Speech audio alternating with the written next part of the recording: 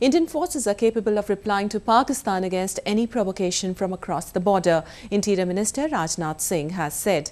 This comes after Pakistani troops violated ceasefire and targeted Indian post late on Wednesday. India on Thursday reacted strongly to the latest ceasefire violation by Pakistan along the international border. India's Interior Ministry said the country will retaliate if Pakistan continues to target its armed posts.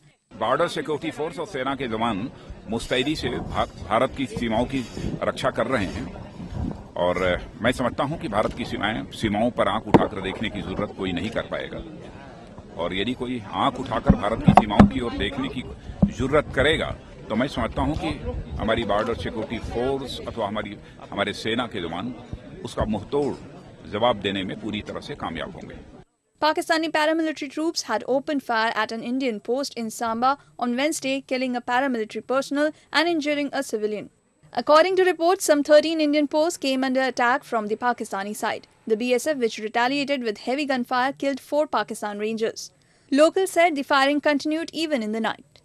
कल सुबह से ही firing हो रही है और रात को तो बहुत ज़बरदस्त हुई, जिससे हमने सोचा कि नया साल मनाएंगे, खुशी आएगी, लेकिन रात को कोई 12:30 बजे के बाद एकदम जबरदस्त फायरिंग स्टार्ट हो गई.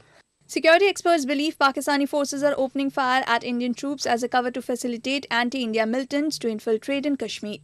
Pakistan is resorting to border firing so that it can put in more terrorists inside, and not only that, it has to keep the Kashmir issue, the conflict, the so-called conflict issue in this area alive, which is actually not a conflict. According to reports, at least 150 militants are in Pakistan-occupied Kashmir waiting to cross into Indian soil.